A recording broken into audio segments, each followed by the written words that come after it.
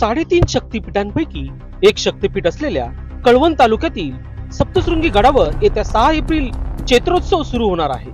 त्याच अनुषंगाने दिनांक 25 मार्च रोजी वन विभागाने अवैधरित्या असलेल्या पार्किंग शेड व इतर अवैध अतिक्रमण हटविण्यासाठी कारवाई केली आहे।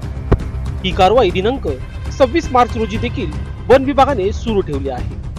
येत्या चैत्रोत्सव काळात रहदारीस अडथळा होऊ नये म्हणून वन विभागाने याची दखल घेऊन ही कारवाई केली आहे। सदरची कारवाई वरिष्ठांच्या आदेशानुसार उपवन संरक्षक उमेश वावरे यांच्या मार्गदर्शनाखाली वन अधिकारी संतोष सोनोने, दीपाली गायकवाड यांच्या उपस्थितीत करण्यात आली आहे। या कारवाईमध्ये धनराज बागुल, शशिकांत वाघ, योगीराज निकम, वन रक्षक नाना राठोड व कळवण वनक्षेत्र कर्मचारी तसेच कळवण पोलीस ठाण्याचे पोलीस कर्मचारी यांच्या माध्यमातून करण्यात आली आहे। सदरची कारवाई करत असताना स्थानिक व्यावसायिक व वन अधिकारी कर्मचारी यांच्यात बाचाबाची झाल्याने चित्र पाहायला मिळाले, परंतु वन अधिकारी व पोलिसांनी मध्यस्थी करत मार्ग काढला आहे।